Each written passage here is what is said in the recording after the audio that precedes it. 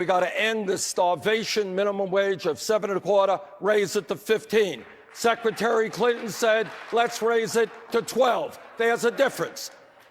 And by the way, what has happened is history has outpaced Secretary Clinton, because all over this country, people are standing up and they're saying 12 is not good enough. We need $15 an hour. Okay. Go ahead, Secretary. Suddenly, Secretary, go ahead. Thank you very much. Suddenly announce now that you're for 15, I don't think it's quite accurate. All right, Secretary. All right. I have said from the very beginning that I supported the fight for 15. I supported those on the front lines of the fight for. It happens to be true. I supported the 15 effort in LA. I supported it in Seattle. I supported it for the fast food workers in New York. The minimum wage at the national level right now is $7.25, right? We want to raise it higher than it ever has been. But we also have to recognize some states and some cities will go higher, and I support that. I have taken my cue from the Democrats in the Senate, led by Senator Patty Murray and others, like my good friend Kirsten Gillibrand, who has said, we will set a national level of 12 and then urge any place that can go above it to go above it.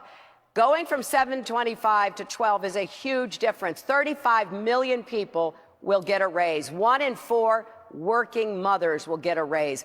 I want to get something done, and I think setting the goal to get to 12 is the way to go, encouraging others to get to 15. But of course, if we have a Democratic Congress, we will go to 15. Senator, go ahead. Well, I think the Secretary has confused a lot of people. I don't know how you're there for the fight for 15 when you say you want a $12 an hour national minimum wage. Now, in fact, there is an effort. Patty Murray has introduced legislation for $12 minimum wage. That's good. I introduced legislation for $15 an hour minimum wage, which is better. And ultimately, what we have got to determine is, after massive transfer of wealth from the middle class to the top 0.1%, when millions of our people are working longer hours for low wages, Senator. I think we have got to be clear, not equivocate. $15 and minimum wage in 50 states in this country as soon as possible. We're going to turn to another critically important issue right now, guns in America. Secretary Clinton, you've said that Vermont, Senator Sanders' home state, has, quote, the highest per capita number of guns that end up committing crimes in New York. But only 1.2% of the guns recovered in New York in 2014 were from Vermont. Are you seriously blaming Vermont and implicitly Senator Sanders for New York's gun violence? No, of course not. Of course not. This is a serious difference between us. And what I want to start by saying, it's not a laughing matter. 90 people on average a day are killed or commit suicide or die in accidents from guns. 33,000 people a year. I take it really seriously because I have spent more time than I care to remember being with people who have lost their loved ones. So yes, we have a problem in America. We need a president who will stand up against the gun lobby. We need a president who will fight for common sense gun safety reforms. And what we have here is a big difference. Senator Sanders voted against the Brady bill 5 times. He voted for the most important NRA priority, namely giving immunity from liability to gun makers and dealers, something that is at the root of a lot of the problems that we are facing.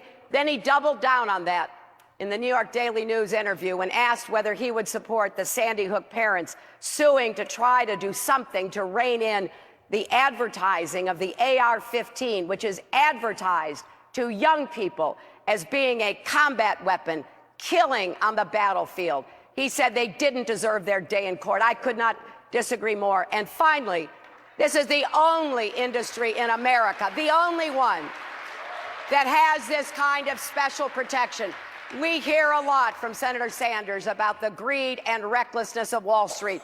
And I agree. We've got to hold Wall Street accountable. Thank you. Well, what about the greed and recklessness Senator, of the gun manufacturers and dealers in America? Okay. Well, the only problem is, Wolf, she didn't answer your question. You asked her whether she thought that Vermont was responsible for a lot of the gun violence, and you made the point that what she said was totally absurd. I asked her, are you seriously blaming Vermont and implicitly Senator Sanders for New York's gun violence? She said no, but go ahead. So why did she put out that statement? I put it A out statement well, because, excuse me, I think I'm responding now. Please, go ahead. A statement that was refuted by the governor of the state of Vermont, who was a supporter of hers, who said, oh yeah, in campaigns, people tend to exaggerate. Here is the fact on guns. Let's talk about guns. That horrible, horrible Sandy Hook, what's the word that we want to use? Murder, assault, slaughter, unspeakable act. Back in 1988, I ran for the United States Congress, one seat in the state of Vermont. I probably lost that election, which I lost by 3 points, because I was the only candidate running who said, you know what, we should ban assault weapons, not see them sold or distributed in the United States of America. I've got a D- voting record from the NRA. And in fact, because I come from a state which has virtually no gun control, I believe that I am the best qualified candidate to bring together that consensus that is desperately needed in this country. Thank you, Senator. Thank you. Secretary Clinton, I want you to respond to that, but why did you put out that statement blaming Vermont and its gun policy for some of the deaths by guns in New York? Well, the facts are that most of the guns that end up committing crimes in New York come from out of state. They come from the states that don't have the kind of serious efforts to control guns that we do in New York. But let me say this. In 1988, as we've heard on every debate occasion, Senator Sanders did run for the Congress, and he lost. He came back in 1990, and he won. And during that campaign, he made a commitment to the NRA that he would be against waiting periods. And in fact, in his own book, he talks about his 1990 campaign. And here's what he said. He clearly was helped by the NRA because they ran ads against his opponent. So then he went to the Congress, where he has been a largely very reliable supporter of the NRA, voting, he kept his word to the NRA, he voted against the Brady bill 5 times because it had waiting periods in it. Thankfully, enough people finally voted for it to keep guns out of the hands of people who should not have them. Coming to you now. Senator, I want you to respond, but I also want you to respond to this. You recently said you do not think crime victims should be able to sue gun makers for damages. The daughter of the Sandy Hook Elementary School principal who was killed back in the 2012 mass shooting says you owe her and the other victims' families an apology. Do you? What we need to do is to do everything that we can to make certain that guns do not fall into the hands of people who do not have them. Now, I voted against this gun liability law because I was concerned that in rural areas all over this country, if a gun shop owner sells a weapon legally to somebody and that person then goes out and kills somebody, I don't believe it is appropriate that that gun shop owner who just sold a legal weapon to be held accountable and be sued. But what I do believe is when gun shop owners and others knowingly are selling weapons to people who should not have them. Somebody walks in, they want thousands of rounds of ammunition, or they want a whole lot of guns. Yes, that gun shop owner or that gun manufacturer should be held liable. So, Senator, do you owe the Sandy Hook families an apology? No, I don't think I owe them an apology. They are in court today, and actually they won a preliminary decision today. They have the right to sue, and I support them and anyone else who wants the right to sue. Well, I believe that the law that Senator Sanders voted for, that I voted against, giving this special protection to gun manufacturers and to dealers is an absolute abdication of responsibility on the part of those who voted for it. This is a unique gift given to only one industry in the world, as by the United States Congress. As Senator Murphy from Connecticut said, we have tougher standards holding toy gun manufacturers and sellers to account than we do for real guns. And the point that Senator Sanders keeps making about how he wouldn't want a mom and pop store, that was not the point of this. And if he can point to any incident where that happened, I would love to hear about it. What was really going on, I'll tell you, because it has a lot to do with New York City. New York City was on the brink of being able to hold manufacturers and dealers accountable through a very carefully crafted legal strategy. The NRA came to their supporters in the Congress and said, stop it now. And Senator Sanders joined those Secretary. who did. Senator, go ahead. Let me just reiterate. Just to reiterate so there is no confusion. Decades ago, before it was popular, in a rural state with no gun control, Bernie Sanders said, let's ban assault weapons, not see them distributed in the United States of America. Thank you, Senator. Let's turn it over to Errol Lewis of New York One Time Warner Cable News. Secretary Clinton, the 1994 crime bill that you supported added 100,000 police officers across the country and banned certain assault weapons. It also imposed tougher prison sentences and eliminated federal funding for inmate education. Looking at the bill as a whole, do you believe it was a net positive, or do you think it was a mistake? Well, I think that it had some positive aspects to it, and you mentioned some of them. The Violence Against Women Act, which has been a very important piece of legislation, in my opinion. And it also did some things which were to provide more opportunities for young people. So if we were to have the balance sheet, on one side, there are some positive actions and changes. On the other side, there were decisions that were made that now we must revisit and we have to correct. I think that sentences got much too long. The original idea was not that we would increase sentences for nonviolent, low-level offenders, but once the federal government did what it did, states piled on. So we have a problem. And the very first speech I gave in this campaign was about what I will do to reform the criminal justice system and to end the mass incarceration. So I think that if all of us go back and look at where we were, Senator Sanders voted for the crime bill, and he said the same thing. There were some good things and things that we have to change and learn from. So that's how I see it. And I think we ought to be putting our attention on forging a consensus to make the changes that will divert more people from the criminal justice system to tackle systemic racism and divert people in the beginning. Now, earlier this year, a South Carolina voter told your daughter, Chelsea, quote, I think a lot of African Americans want to hear, you know what, we made a mistake.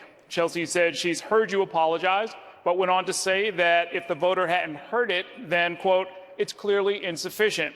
Do you regret your advocacy for the crime bill?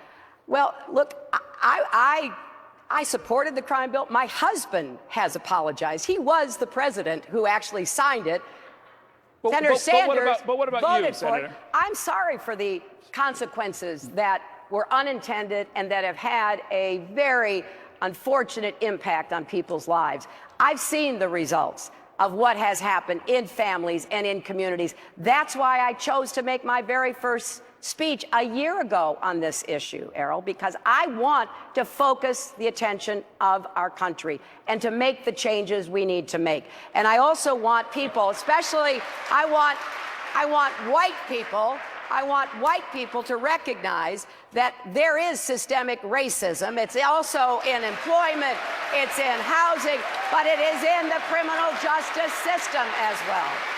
Senator Sanders, earlier this week at the Apollo Theater in Harlem, you called out President Clinton for defending Secretary Clinton's use of the term super predator back in the 90s when she supported the crime bill. Why did you call him out? Because it was a racist term and everybody knew it was a racist term. Look,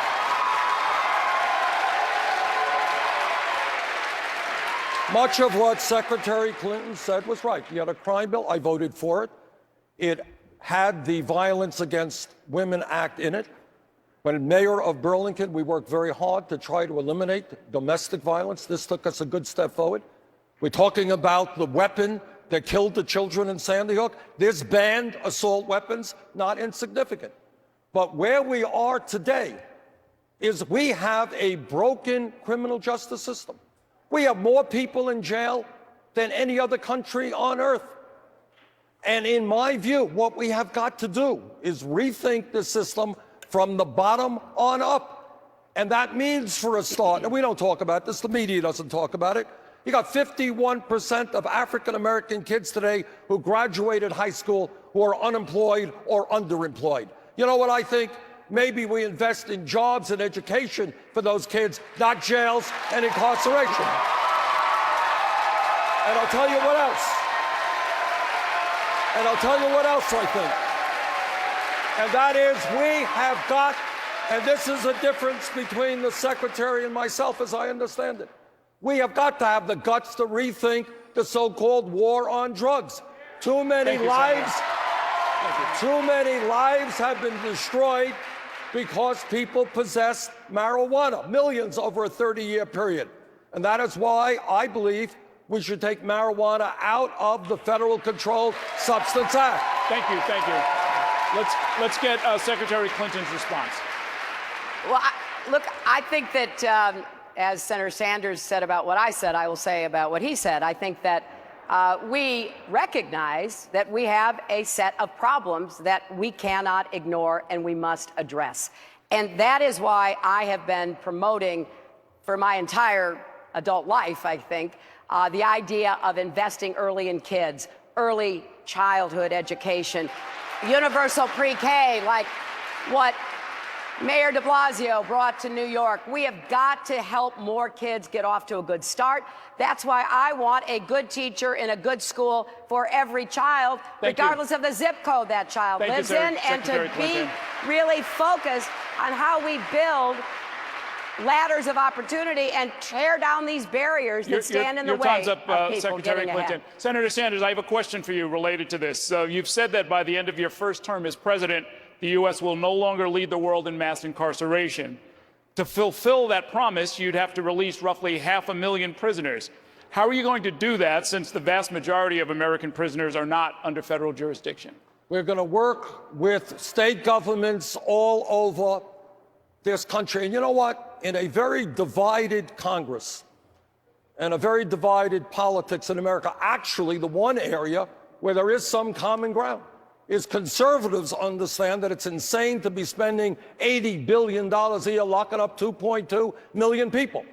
With federal and presidential leadership, we will work with state governments to make sure that people are released from jail under strong supervision, that they get the kind of job training and education they need so they can return to their communities. On this one, Errol, actually, I think you're going to see progressive and conservative support. We can do it if we're prepared to be bold. Thank you, Senator. Thank you, Secretary. We have to take a quick commercial break. We have a lot more questions for Secretary Clinton and Senator Sanders right after this.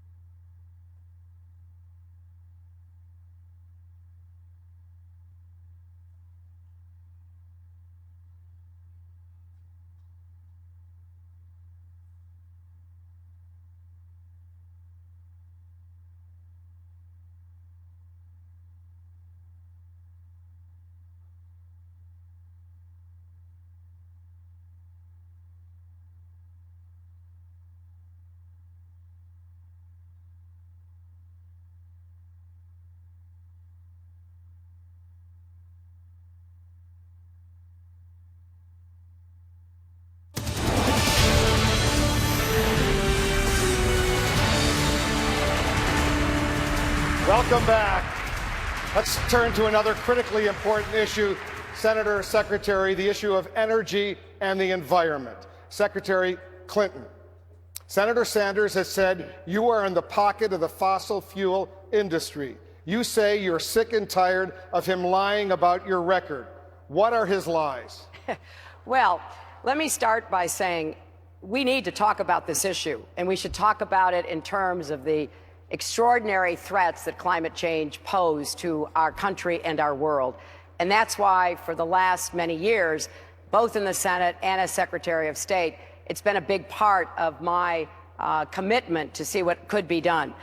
But there has never been any doubt that when I was a senator, I joined with others to try to get rid of the subsidies for big oil. And I have proposed that again, because that's what I think needs to be done as we transition from fossil fuels to clean energy. And everyone who's looked at this independently, the Washington Post and others who give us both hard times when called for on facts, have said that this is absolutely an incorrect, false charge. So we both have relatively small amounts of contributions from people who work for fossil fuel companies, best we can tell from the reports that are done. But that is not being supported by big oil, and I think it's important to distinguish that. And let's talk about what each of us has proposed to try to combat greenhouse gas emissions and put us on the fastest track possible to clean energy. Thank you. We're going to get to that too, but I want you to respond, Senator. It is one thing, as the Secretary indicated, to talk about workers. I'm sure I have contributions, you have contributions from workers in every industry in the country. But as I understand it, 43 lobbyists for the fossil fuel industry maxed out, gave the maximum amount of money to Secretary Clinton's campaign. Now, that's not saying, and then some people say, well, you know, given the hundreds of millions of dollars she raised, it's a small amount. That's true.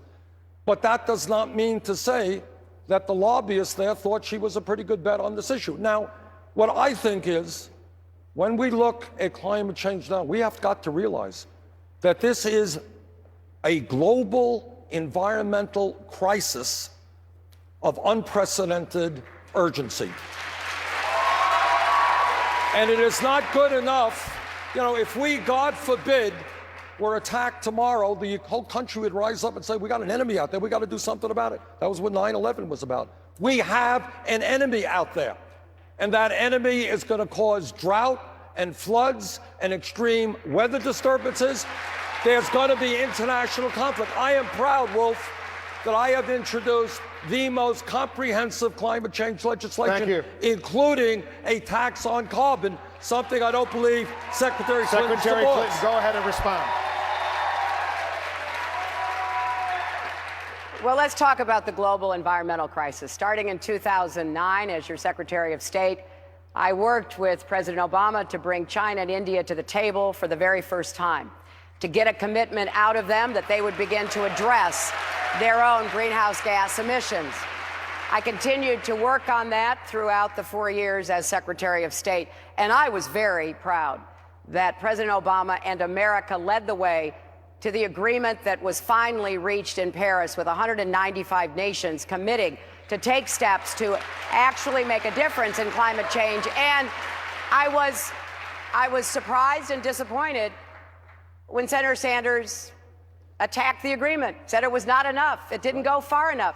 You know, at some point, putting together 195 countries, I know a little bit about that, was a major accomplishment, and our president led the effort to protect our world. Go ahead, and Senator.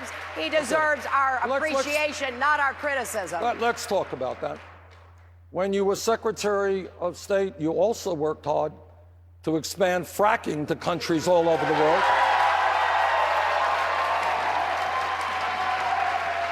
But the issue here, of course the agreement is a step forward, but you know agreements and I know agreements, there's a lot of paper there. We've got to get beyond paper right now. We have got to lead the world in transforming our energy system, not tomorrow, but yesterday. And what that means, Wolf, it means having the guts to take on the fossil fuel industry. Now, I am on board. Legislation says, you know what? We ain't going to excavate for fossil fuel on public land. That's not Secretary Clinton's position. Let us support a tax on carbon, not Secretary Clinton's position. Go ahead and respond.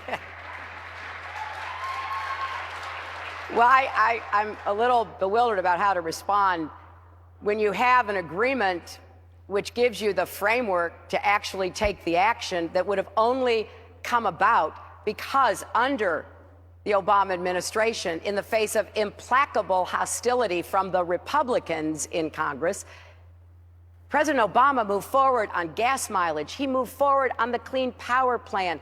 He has moved forward on so many of the fronts that he could, given the executive actions that he was able to take. And, you know, I am getting a little bit concerned here because, you know, I really believe that the president has done an incredible job against great odds and deserves to be supported. Now, it's easy to diagnose the problem. It's harder to do something about the problem. Thank you, Secretary. We'll continue on this. Errol Lewis, go ahead with your question. We're going to continue on this. Errol, go ahead. Okay, Secretary Clinton, as Secretary of State, you also pioneered a program to promote fracking around the world, as you described. Fracking, of course, a way of extracting natural gas. Now, as a candidate for president, you say that by the time you're done with all your rules and regulations, fracking will be restricted in many places around the country. Why have you changed your view on fracking? No, I don't think I've changed my view on what we need to do to go from where we are, where the world is heavily dependent on coal and oil, but principally coal, to where we need to be, which is clean, renewable energy, and one of the bridge fuels is natural gas. And so for both economic and environmental and strategic reasons, it was American policy to try to help countries get out from under the constant use of coal, building coal plants all the time. Also to get out from under, especially if they were in Europe, the pressure from Russia, which has been incredibly intense. So we did say natural gas is a bridge. We want to cross that bridge as quickly as possible, because in order to deal with climate change, we have got to move as rapidly as we can. That's why I've set big goals. I want to see us deploy 500 million more solar panels by the end of my first term, and enough clean energy to provide electricity to every home in America within 10 years. So I have big, bold goals, but I know in order to get from where we are, where the world is still burning way too much coal, where the world is still too intimidated by countries and providers like Russia, we have got to make a very firm but decisive move in the direction of clean energy. Senator. Here is a real difference. This is a difference between understanding that we have a crisis of historical consequence here, and incrementalism and those little steps are not enough. Not right now, not on climate change. Now, the truth is, as Secretary of State, Secretary Clinton actively supported fracking technology around the world. Second of all, right now, we have got to tell the fossil fuel industry that their short-term profits are not more important than the future of this planet. And that means, and I would ask you to respond, are you in favor of a tax on carbon so that we can transit away from fossil fuel to energy efficiency and sustainable energy at the level and speed we need to do? You know, I have laid out a set of actions that build on what President Obama was able to accomplish, building on the Clean Power Plan, which is currently under attack by fossil fuels and the right in the Supreme Court, which is one of the reasons why we need to get the Supreme Court justice that President Obama has nominated to be confirmed so that we can actually continue to make progress. I don't take a backseat to your legislation that you've introduced that you haven't been able to get passed. I want to do what we can do to actually make progress in dealing with the crisis. That's exactly what I have proposed. Okay, thank you, and Secretary. my approach, I think, is going to get us there faster without Senator tying Sanders. us up into political knots with a Congress Senator that Sanders. still would Senator not Sanders. support what you are proposing. Senator Sanders, you've said that climate change is the greatest threat to our nation's security. Secretary Clinton did not answer one simple question. Are you for a tax on carbon or not? Yes. I have a question for you. You've said that climate change is the greatest threat to our nation's security. You've called for a nationwide ban on fracking. You've also called for phasing out all nuclear power in the U.S. But wouldn't those proposals drive the country back to coal and oil and actually undermine your fight against global warming? Look, here's where we are. Let me reiterate. We have a global crisis. Pope Francis reminded us that we are on a suicide course. Our legislation understands, Errol, that there will be economic dislocation. It is absolutely true.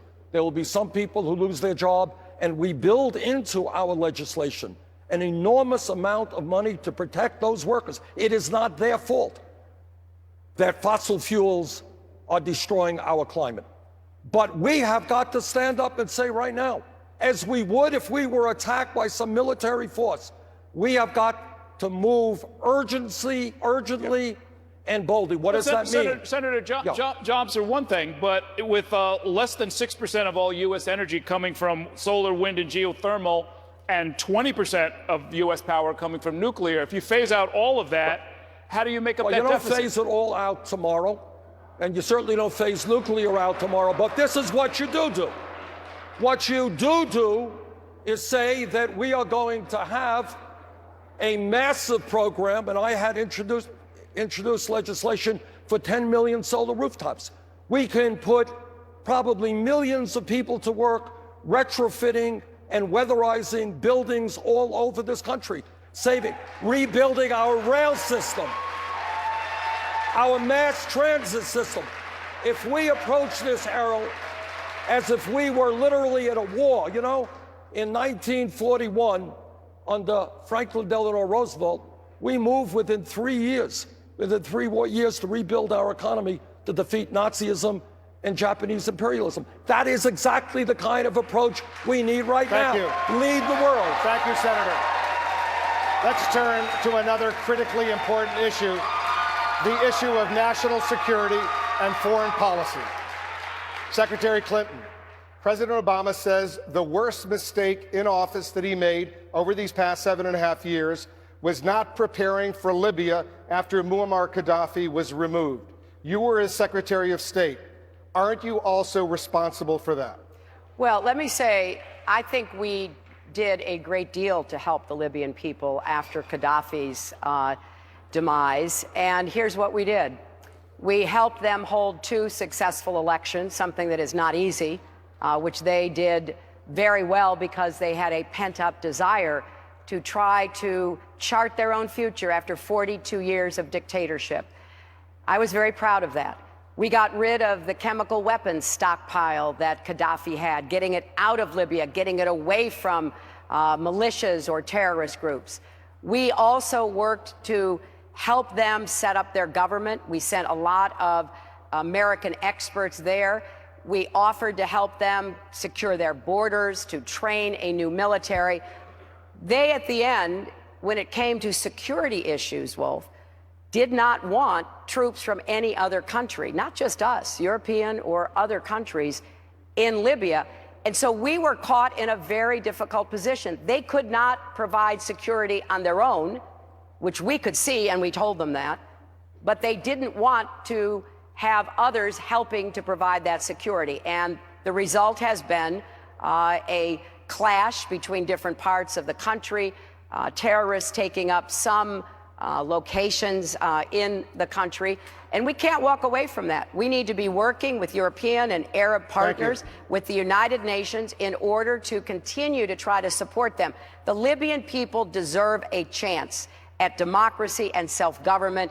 and I, as president, will keep trying to give that to Senator, them. go ahead. According to the New York Times, for President Obama, this was a pretty tough call. Like a 51-49 call. Do you overthrow Gaddafi, who, of course, was a horrific dictator? But the New York Times told us it was Secretary Clinton who led the effort for that regime change. And this is the same type of mentality that supported the war in Iraq. Look, Gaddafi, Saddam Hussein are brutal, murdering thugs. No debate about that. But what we have got to do, and what the president was saying, is we didn't think thoroughly about what happens the day after you get rid of these dictators. Regime change often has unintended consequences. In Iraq and in Libya right now, where ISIS has a very dangerous foothold. And I think if you study the whole history of American involvement in regime change, you see that quite often. Secretary, we're going to let you respond. Yes, well, I would just point out that there was a vote in the Senate as to whether or not the United States should support the efforts by the Libyan people to protect themselves against the threats, the genocidal threats coming from Gaddafi, and whether we should go to the United Nations to seek Security Council support. Senator Sanders voted for that, and that's exactly what we did. No. We went to the United Nations. Yes, he did. We went to the United Nations Security Council. We got support from the Security Council, and we then supported the efforts of our European and Arab allies and partners. This was a request made to our government by the Europeans and by the Arabs because of their great fear of what chaos in Syria would do to them. And if you want to know what chaos does, not just to the people inside, but the people on the borders, look at Syria. Nobody stood up to Assad and removed him, and we have had a far greater disaster in Syria that we are currently dealing with right now. Senator, go ahead. Secretary Clinton made this charge in previous debates, and just repeating it doesn't make it true. What you were talking about is what I think was what they call the unanimous consent, you know what that is, where basically, do we support Libya moving to democracy? Well, you know what? I surely have always supported Libya moving to democracy. But please do not confuse that with your active effort for regime change without contemplating what happened the day after that. Totally different issue. Well, that second of all, if I might, in terms of Syria. Senator, let her respond to that, then we'll get to that. Go ahead, Secretary. There was also in that a reference to the Security Council, and I know you're not shy when you oppose something, Senator, so yes, it was unanimous. That's exactly right, including you. And what we did was to try to provide support for our European and Arab allies and partners. The decision was the president's. Did I do the due diligence? Did I talk to everybody I could talk to? Did I visit every capital and then report back to the president? Yes, I did. That's what a Secretary of State does. But at the end of the day, those are the decisions that are made by the president to in any way use American military power. And the president made that decision. And yes, we did try, without success because of the Libyans' obstruction to our efforts, but we did try and we will continue to try to help the Libyan people. Go ahead, Senator. If you listen, you know, 2 points. Number one, yes, 100-0 in the Senate voted for democracy in Libya, and I would vote for that again. But that is very different from getting actively involved to overthrow and bring about regime change without fully understanding what the consequence of that regime change would be. Second of all, I know you keep referring to Barack Obama all night here, but you in Syria talked about a no-fly zone, which the president certainly does not support, nor do I support, because A, it will cost an enormous sums of money. Second of all, it runs the risk of getting us sucked into perpetual warfare in that region. Thirdly, when we talk about Syria right now, no debate, like Gaddafi, like Saddam Hussein, Assad is another brutal, murdering dictator. But Thank you, right Senator. now, our fight is to destroy ISIS first and to get rid of Assad second. Well, I think Senator Sanders has just reinforced my point. Yes, when I was Secretary of State, I did urge, along with the Department of Defense and the CIA, that we seek out, vet, and train and arm Syrian opposition figures so that they could defend themselves against Assad. The president said no. Now, that's how it works. People who work for the president make recommendations, and then the president makes the decision. So I think it's only fair to look at where we are in Syria today. And yes, I do still support a no-fly zone, because I think we need to put in safe havens for those poor Syrians who are fleeing both Assad and ISIS. Let's stay on and have national some place security. that Stand they by. can be safe. Staying on national security, Dana Bash has a question. Senator Sanders, in 1997, you said this about NATO. You said, quote, "It is not the time to continue wasting tens of billions of dollars helping to defend Europe, let alone assuming more than our share of any costs associated with expanding NATO."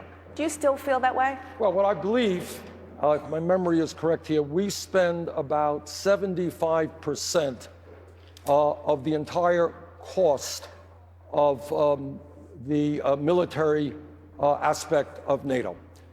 Given the fact that France has a very good healthcare system and free public education, college education for their people, the UK has a good national health service, and they also provide fairly reasonable higher education. You know what? Yeah, I do believe that the countries of Europe should pick up more of the burden for their defense. Yes, I do.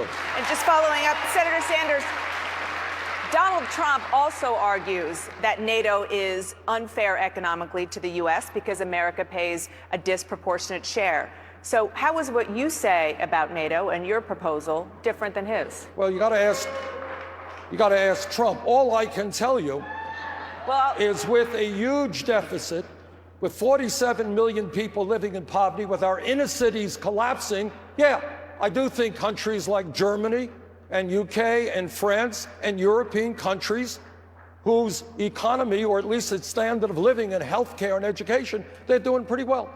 So I would not be embarrassed as President of the United States to say to our European allies, you know what? The United States of America cannot just support your economies. You got to put up your own fair share of the defense burden. Nothing wrong with that. Secretary Clinton. I support our continuing involvement in NATO, and it is important to ask for our NATO allies to pay more of the cost. There is a requirement that they should be doing so, and I believe that needs to be enforced. But there's a larger question here. NATO has been the most successful military alliance in probably human history. It has bound together across the Atlantic countries that are democracies, that have many of the same values and interests. And now we need to modernize it and move it into the 21st century to serve as that head of our defense operations in Europe when it comes to terrorism and other threats that we face. Madam So, Secretary, yes, of course they should be paying more, but that doesn't mean if they don't, we leave, because I don't think that's in America's interest. That's going to be part of my question to you is, to that point, there are 28 countries in the alliance, and the United States gives more money to NATO's budget than 21 of those countries combined. If they don't agree to pay more, as you suggested, then what would you do as Commander-in-Chief? I will stay in NATO. I will stay in NATO, and we will continue to look for missions and other kinds of programs that they will support. Remember, NATO was with us in Afghanistan. Most of the member countries also lost soldiers and civilians in Afghanistan. They came to our rallying defense after 9/11. That meant a lot. And yes, we have to work out the financial aspects of it, but let's not forget what's really happening. With Russia being more aggressive, making all kinds of intimidating moves toward the Baltic countries. We've seen what they've done in eastern Ukraine. We know how they want to rewrite the map of Europe. It is not in our interest. Think of how much it would cost if Russia's aggression were not deterred because NATO was there on the front lines, making it clear they could not move forward. Senator, let's talk about the U.S. relationship with Israel. Senator Sanders, you maintain that Israel's response in Gaza in 2014 was, quote, disproportionate and led to the unnecessary loss of innocent life. What do you say to those who believe that Israel has a right to defend itself as it sees fit? Well, as somebody who spent many months of my life when I was a kid in Israel, who has family in Israel, of course Israel has a right not only to defend themselves, but to live in peace and security without fear of terrorist attack. That is not a debate. But what you just read, yeah, I do believe that. Israel was subjected to terrorist attacks, has every right in the world to destroy terrorism. But we had in the Gaza area, not a very large area, some 10,000 civilians who were wounded and some 1,500 who were killed. Now, if you're asking me, not just me, but countries all over the world, was that a disproportionate attack? The answer is, I believe it was. And let me say something else. Let me say something else. As somebody who is 100% pro-Israel, in the long run, and this is not going to be easy, God only knows, but in the long run, if we are ever going to bring peace to that region which has seen so much hatred and so much war, we are going to have to treat the Palestinian people with respect and dignity.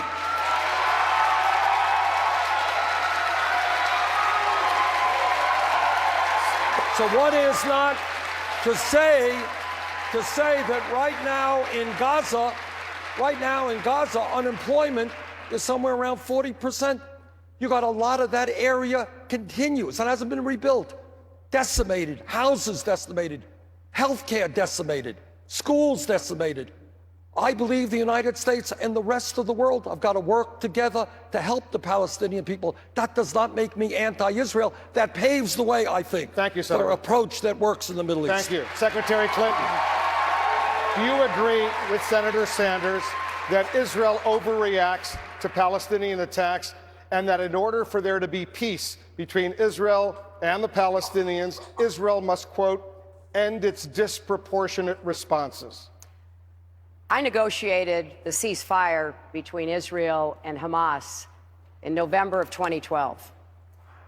I did it in concert with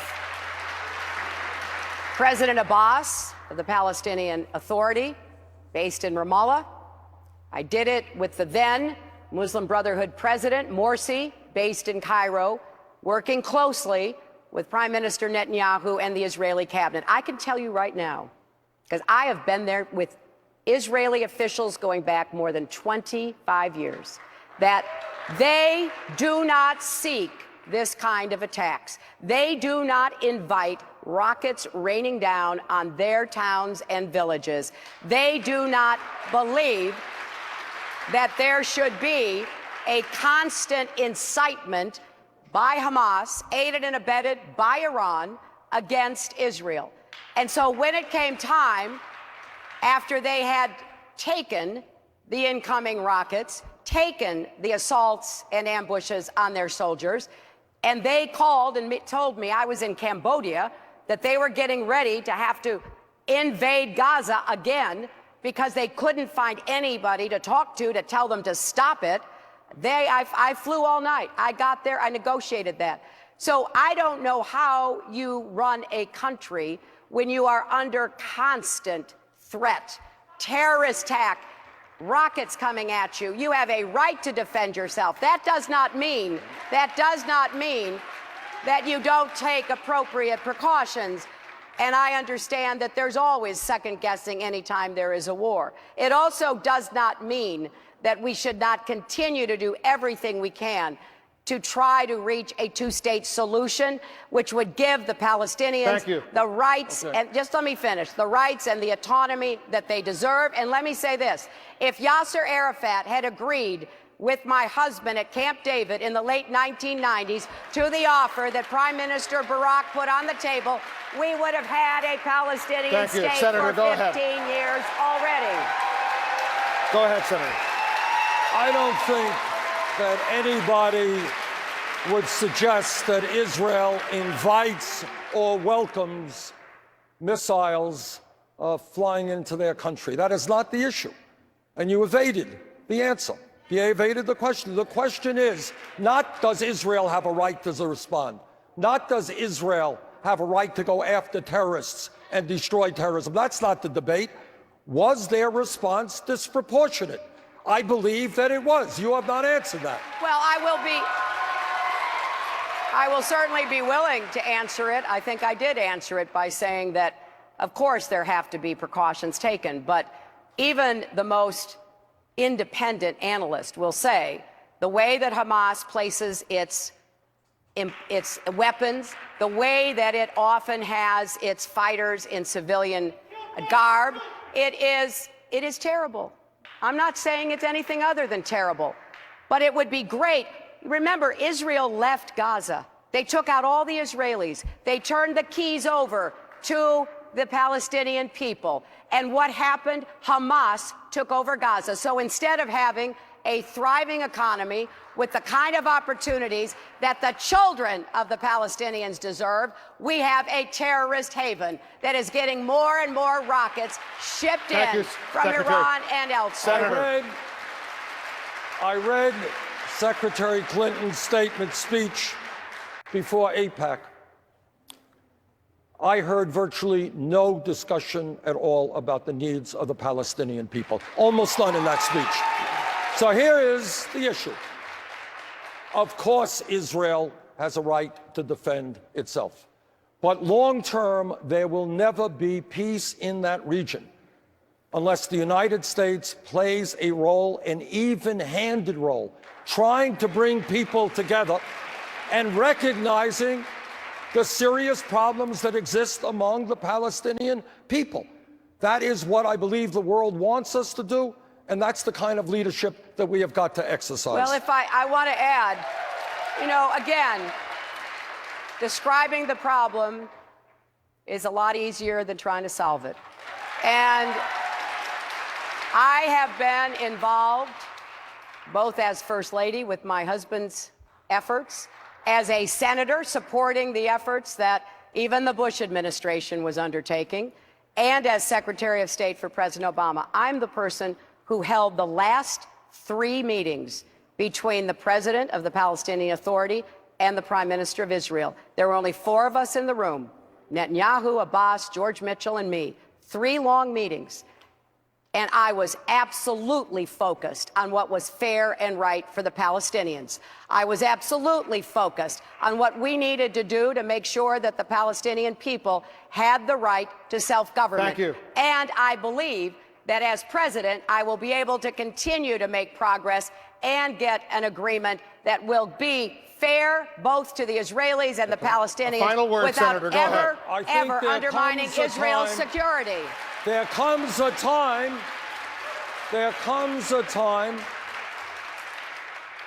when, if we pursue justice and peace, we are going to have to say that Netanyahu is not right all of the time. Well, Secretary. you know, I have spoken about and written at some length the very candid conversations I've had with him and other Israeli leaders. Nobody is saying that any individual leader is always right. But it is a difficult position if you are, from whatever perspective, trying to seek peace, trying to create the conditions for peace, when there is a terrorist group embedded in Gaza that does not want to see you exist. That is a very Senator, go ahead. difficult challenge. You gave a major speech to AIPAC, which obviously deals with the Middle East crisis, and you barely mentioned the Palestinians. And I think, again, it is a complicated issue. And God knows for decades, presidents, including President Clinton and others, Jimmy Carter and others, have tried to do the right thing. All that I am saying is we cannot continue to be one-sided. There are two sides to the issue. Thank you, Senator. Thank you, Secretary. We have to take another quick break. For much more on the CNN Democratic presidential debate, live from Brooklyn, New York. That is coming up right after this.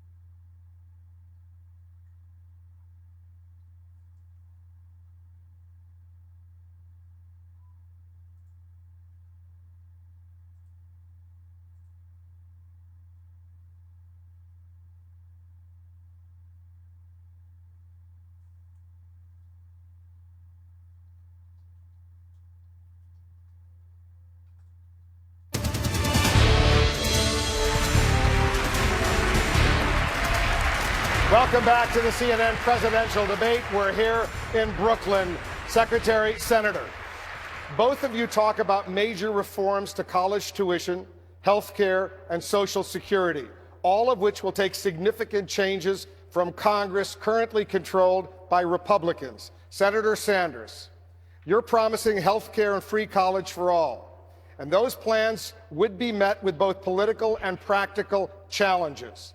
The Nonpartisan Committee for Responsible Federal Budget says your initiatives would cost up to $28 trillion, and even after massive tax increases, that would add as much as $15 trillion to the national debt. How is this fiscally responsible? Well, first of all, I disagree with that study. There are many economists who come up with very, very different numbers. For example, we are the only country, major country on earth that does not guarantee health care to all people. And yet we end up spending almost 3 times what the British do, 50% more than the French. My proposal, a Medicare for all single-payer program, will save middle-class families many thousands of dollars a year in their health care costs. Public colleges and universities tuition-free? Damn right. That is exactly what we should be doing. And I pay for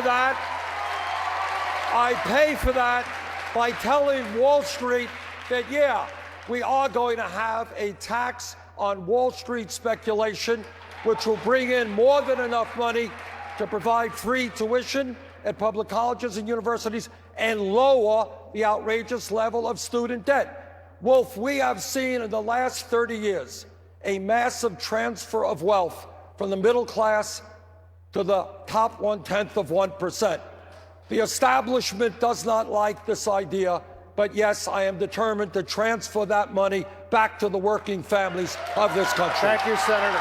Secretary, go ahead and respond. Well, again, I absolutely agree with the diagnosis. The diagnosis that we've got to do much more to finish the work of getting universal health care coverage, something that I've worked on for 25 years. Before there was something called Obamacare, there was something called Hillary Care, and we're now at 90% of coverage. I'm going to get us to 100%. And with respect to college, I think we have to make college affordable. We are pricing out middle class, working, and poor families. There's no doubt about that.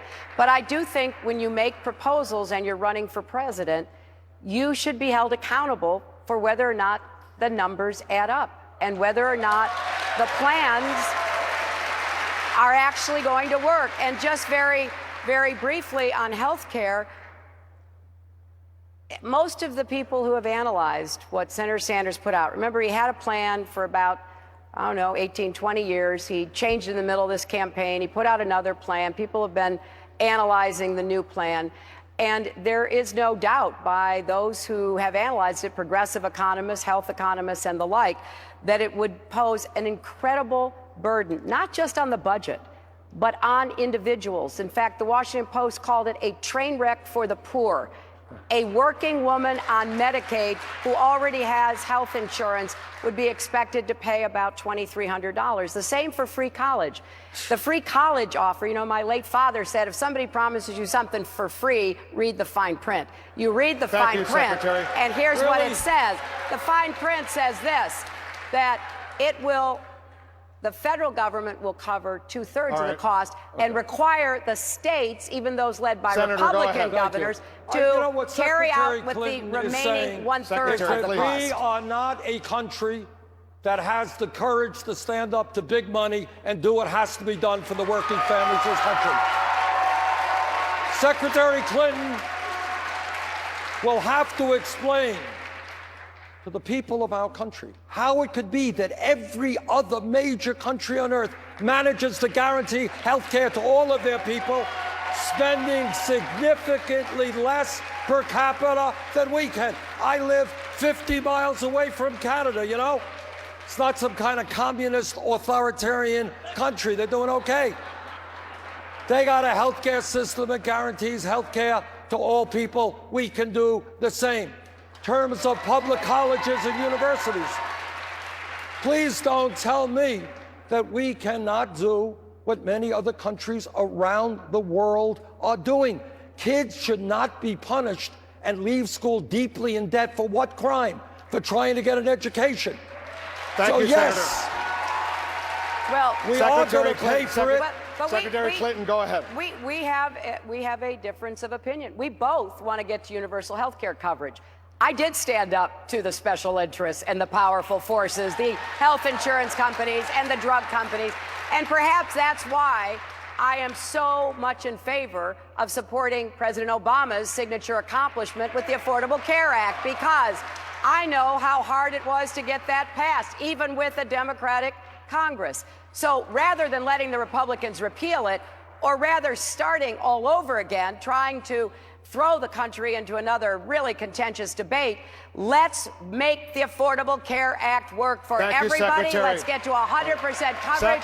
Let's get the cost down, and let's guarantee health care. Secretary, let's talk about Social Security, another critically important issue. Senator Sanders has challenged you to give a clear answer when it comes to extending the life of Social Security and expanding benefits. Are you prepared to lift the cap on taxable income, which currently stands at $118,500? Yes or no, would you lift the cap? I have said repeatedly, Wolf, I am going to make the wealthy pay into Social Security to extend the Social Security Trust Fund. That is one way. If that is the way that we pursue, I will follow that. But there are other ways. We should be looking at taxing passive income by wealthy people. We should be looking at taxing all of their investments. But here's the real issue, because I've heard this, I've seen the reports of it. I have said from the very beginning, we are going to protect Social Security. I was one of the leaders in the fight against Bush when he was trying to privatize Social Security. But we also, in addition to extending the trust fund, which I am absolutely determined to do, we've got to help people who are not being taken care of now. And because Social Security started in the 1930s, a lot of women have been left out and left behind. And it is time that we provide more benefits for widows, divorcees, for caregivers, for women who deserve more from the Social Security system. And that will be my highest priority. Go ahead, Senator. Interesting comment, but you didn't answer the question. I did. If that's no, the you way didn't. Yes, I did. Can I answer? I did answer the please? Well, Can don't put words into my mouth and say something that's not accurate. Go ahead, accurate. Senator. All right. Essentially, what you described is my legislation, which includes passive income. Now, here is the issue. Your answer has been the same year after year. In fact, the idea that I'm bringing forth, I have to admit it, it wasn't my idea. It was Barack Obama's idea in 2008. Exact same idea. He called for lifting the cap, which is now higher. It's at 118, and starting at 250 and going on up. If you do that, you're going to extend the life of Social Security for 58 years. You will significantly expand benefits by $1,300 a year for seniors and disabled vets under $16,000 a year. What's wrong with that? Are you prepared to support it? I have supported it. We are in vigorous agreement here, Senator. I think it's important to point out that, we're having a discussion about the best way to raise money from wealthy people to extend the Social Security Trust Fund. Think about what the other side wants to do. They're calling Social Security a Ponzi scheme. They still want to privatize it. In fact, their whole idea is to turn over the Social Security Trust Fund to Wall Street, something you and I would never let happen. So, yes, we both want to make sure Social Security is vibrant and well-funded and help the people at the bottom. Senator, go ahead. Campaign of challenging, if I hear you correctly, Madam Secretary, you are now coming out finally in favor of lifting the cap on taxable income and extending and expanding Social Security. If that is the case, welcome on board. I'm glad you're here. Thank you. Errol Lewis, go ahead. We are going. Secretary. As he said, I've said the same thing for years. I didn't say anything different tonight. We are going to extend the Social Security Trust Fund. There is still something called Congress. Now, I happen to support Democrats, and I want to get Democrats to take back the majority in the United States Senate. So a lot of what we're talking about can actually be implemented when I am president. Hold on, Errol, hold on. I got to admit. Go ahead, Senator. Maybe I'm a little bit confused. Are you or are you not supporting legislation to lift the cap on taxable income and extend Social Security for 58 years and increase benefits? Yes or no? I have said yes. We are going to pick the best way or combination. Or combination of ways. You know, it's always a little bit challenging because, you know, if Senator Sanders doesn't agree with how you are approaching something, then you are a member of the establishment. Well, let me say this. Let me say this. We are going to extend the Social Security Trust Fund. We've got some good ideas to do it. Let's get a Congress elected that will actually agree with us in doing it. Go ahead. Okay, Secretary Clinton, I've got a question for you from a reader of the New York Daily News. Yes, Secretary Senator, Clinton, please. you are a member This is of a reader. This is a reader of the Daily that. News who sent us a question for you. Just a second, Senator. Hannah Green wants to know your position, Secretary Clinton, regarding President Obama's nomination of Merrick Garland to the Supreme Court. President Obama said earlier this week that he would not withdraw the nomination even after the presidential election. If elected, would you ask the president to withdraw the nomination? I am not going to contradict the president's strategy on this, and I'm not going to engage in hypotheticals. I fully support the president, and I believe that the president is on the right side of both the Constitution and history, and the Senate needs to immediately begin to respond. So I'm going to support the president. When I am president, I will take stock of where we are and move from there. Senator Sanders. Well, there's no question. I mean, it really is an outrage. And it just continues the 7.5 years of unbelievable obstructionism we have seen from these right-wing Republicans. I mean, a third grader in America understands the President of the United States has the right to nominate individuals to the U.S. Supreme Court. Apparently, everybody understands that except the Republicans. So, Senator Sanders, would you ask him to withdraw the nomination? Yeah, but here's the point. And obviously, I will strongly support that nomination as a member of the Senate. But if elected president, I would ask the president to withdraw that nomination because I think that we need a Supreme Court justice who will make it crystal clear, and this nominee has not yet done that, crystal clear that he or she will vote to overturn Citizens United and make sure that American democracy is not undermined. You know,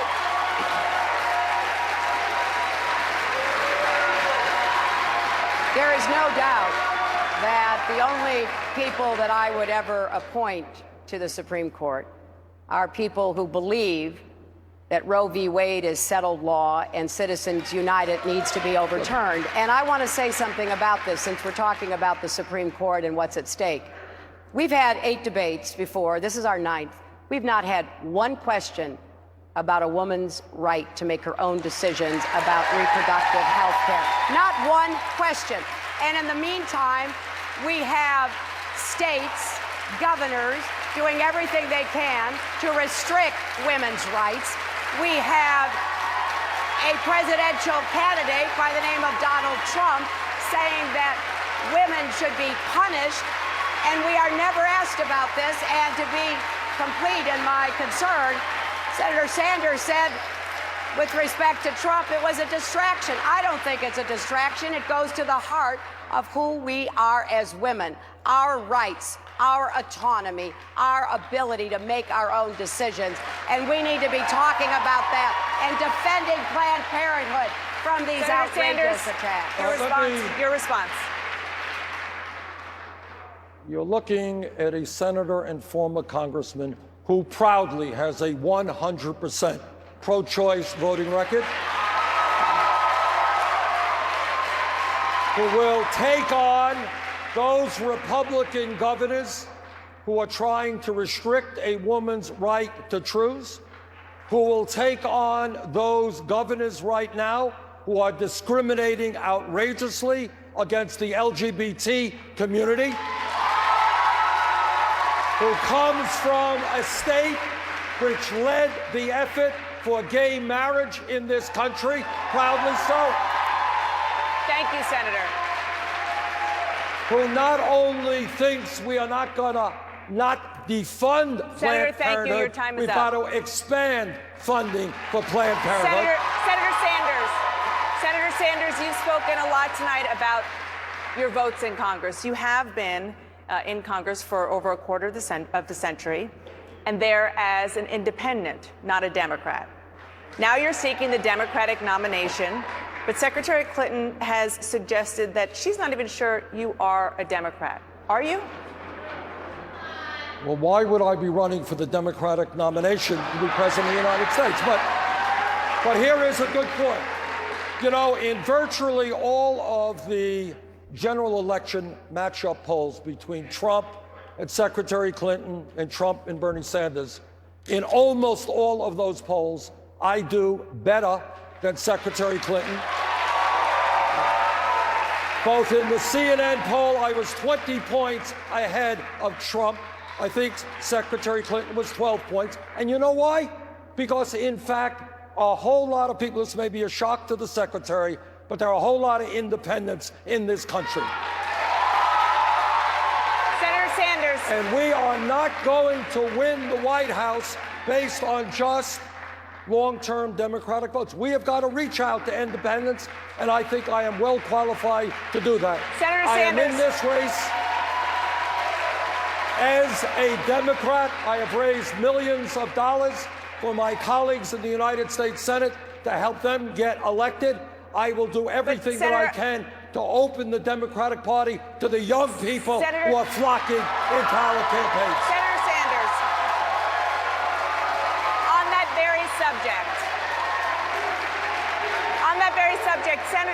Secretary Clinton mentioned electing a Democratic Congress several times. She says that she raised $15 million for the Democratic Party in the first 3 months of this year. You don't appear to have raised any money for the party. So yesterday you did announce that you would help 3 members of Congress who have endorsed you.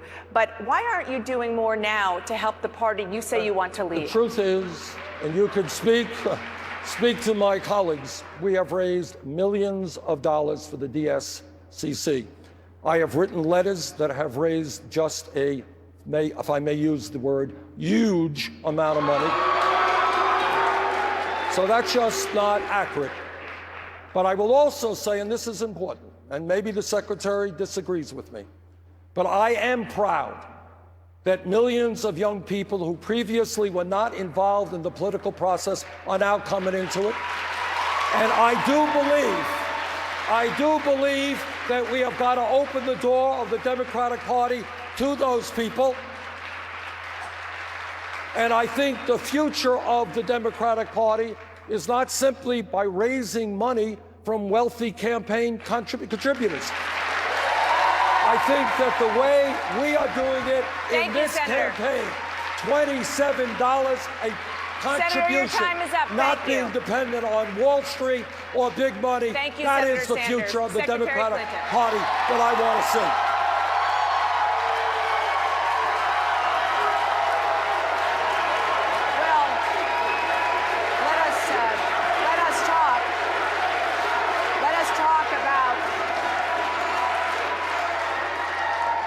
Let us talk about where we are in this race. I have gotten more votes than anybody running, 9.6 million at the last count. That is 2.3 million more than Senator Sanders. And it is 1.4 million more than Donald Trump. And I think you have to look at the facts. And the facts are that I'm putting together a very broad-based, inclusive coalition from the South to the North, from the East to the West, with African Americans, Latinos, women, union households, working people. And I am very proud of the campaign we are running. It is a campaign that will not only capture the Democratic nomination, but a campaign that will defeat whoever the Republicans end up nominating. Thank you, Madam Secretary. want to say, Senator Sanders. I also want to say that I do think it is absolutely critical and incredible that we have so many young people involved in the political process. I applaud all of those who are applauding you, Senator Sanders. We're happy that they are supporting you, that they are passionately committed to you and to the issues. But let me also say, it's going to be important that we unify the Democratic Party when the nomination process has Secretary been Clinton, completed. thank you. And I know Secretary Clinton, thank you very something much. about that. Thank you very much. Because when I went to the very end of the 2008 campaign with then Senator Secretary Obama, Clinton, you're out of we time. did unify the party, and we did elect a Thank you very Democratic much. president. Senator Sanders, on that note, Senator. If I might, Senator, let me just very please. briefly say something. Senator Sanders, I agree please. with, I want to ask you a question about this, and then you can okay. incorporate that into your response. There are 3 months now between now and the Democratic convention. Your campaign manager says that you will absolutely take the fight to the floor if neither you nor Secretary Clinton clinches the nomination with pledged delegates alone. Do you vow to take this fight to Philadelphia no matter what? I think we're going to win this nomination, to tell you the truth. Look, let me acknowledge what is absolutely true. Secretary Clinton cleaned our clock in the Deep South, no question about it. We got murdered there. That is the most conservative part of this great country. That's the fact. But you know what? We're out of the Deep South now. And we're moving up. We got here, we're going to California, we got a number of large states there. And having won 7 out of the last 8 caucuses and primaries, having a level of excitement and energy among working people and low-income people, doing better against Donald Trump and the other Republicans in poll after poll than Secretary Clinton is. Yeah, I believe that we're going to win this nomination, and I believe we're going to obliterate Donald Trump or whoever the Republican candidate is. Well, let me say this. Secretary Clinton, go ahead. I think it's important for people out there watching this tonight to know that I also have a considerable lead in pledged delegates. And my lead in pledged delegates is actually wider than Barack Obama's lead was over me. And in addition to winning states in the Deep South, we won Florida, Texas, Arizona, Massachusetts, Ohio, Illinois, North Carolina, Missouri. And so I think where we stand today is that we are, in this campaign, very confident and optimistic. But it all comes down to reaching every single voter. I'm not taking anything for granted, or any voter, or any place. So I'm going to work my heart out here in New York until the polls close on Tuesday. I'm going to work in Pennsylvania, Connecticut, Rhode Island, Delaware, and Maryland, all the way through California. And when we end up with the number of delegates we need, we will unite the party and have a unified convention Senator, that will go on to the the general election with. The reason why in virtually every contest we are winning by very strong margins, younger people, and I'm not just talking about very young, the older you get, the younger is, 45 or younger, is I think people are sensing that establishment politics and dependence on Wall Street and big money interest is really never going to address the crises that we face. And people understand you can't take money from powerful special interests into your PAC and then really expect the American people to believe you're going to stand up to these powerful special interests. So I am very proud of the fact that we have brought millions of new people into the political process. Thank you, Senator. Many of whom previously had given up. Thank you, Senator, very much. The candidates, they will make their final pitches to New York voters right after this.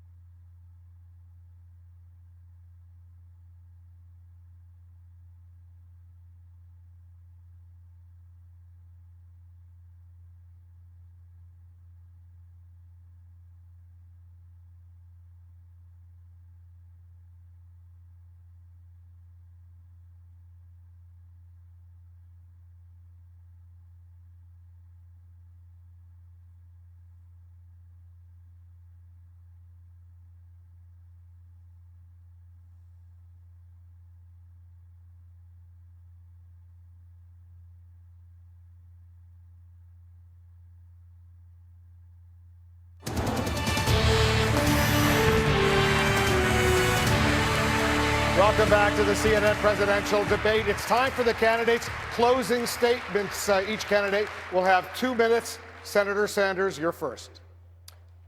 I grew up in Brooklyn, New York, the son of an immigrant who came to this country from Poland at the age of 17 without a nickel in his pocket, never made a whole lot of money, but was a very proud American, because this country gave him and my mom the opportunity to send their kids to college.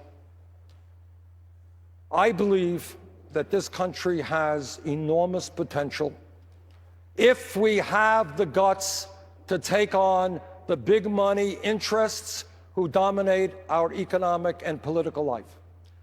And I disagree with Secretary Clinton in the belief that you can get money from Wall Street, that you can get money for a super PAC from powerful special interests, and then at the end of the day, do what has to be done for the working families of this country. I just don't accept that. What I believe is that this country, if we stand together and not let the Trumps of the world divide us up, can guarantee health care to all people as a right, can have paid family and medical leave, can make public colleges and universities tuition-free, can lead the world in transforming our energy system and combating climate change, can break up the large financial institutions, can demand that the wealthiest people in this country start paying their fair share of taxes. And we can do that when millions of people stand up, fight back, and create a government that works for all of us, not just the 1%. That is what the political revolution is about. That is what this campaign is about. And with your help, we're going to win here in New York. Thank you. Thank you. Secretary Clinton.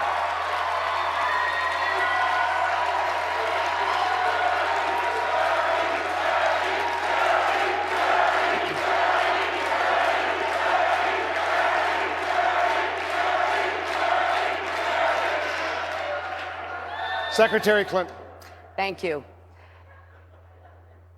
I am very grateful for the fact that the people of New York gave me the great honor of serving as your senator. You took a chance on me in 2000, and then you reelected me with one of the biggest margins we've had in our state in 2006. During those years, we worked closely together. I tried to have your back, and time again, you had mine. We took on the challenges of 9/11 together. We got the money to rebuild New York. We came to the aid of our brave first responders, construction workers, and others who endangered their own health by helping to save lives and search for survivors. We worked to create jobs despite the disastrous policies of George W. Bush across New York. And we stood up time and time again against all kinds of vested, powerful interests.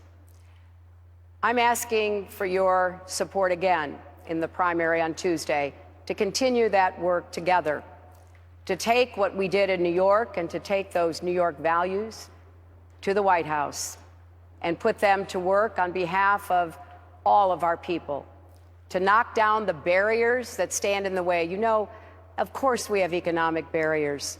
I've been fighting against those, trying to even the odds most of my adult life. But we also have racial barriers, gender barriers, homophobic barriers, disability barriers. We have a lot of barriers that stand in the way of people being treated as they should and having the chance to live up to their own God-given potential. So I am humbly asking for your support on Tuesday. I'll work my heart out for you again. And together, we won't just make promises we can't keep. We'll deliver results that will improve the lives of people in New York and America. That's what we'll do together. Thank you, New York. Thank you, Secretary. Thank you very much, Senator. I want to thank the candidates for a really terrific debate. Thanks also to Dana Bash and Errol Lewis, as well as New York One, the Democratic National Committee, and everyone here at the Dougal Greenhouse and the Brooklyn Navy Yard. Stay with CNN now for complete coverage of the New York primary next Tuesday. Anderson Cooper picks up our debate coverage right now.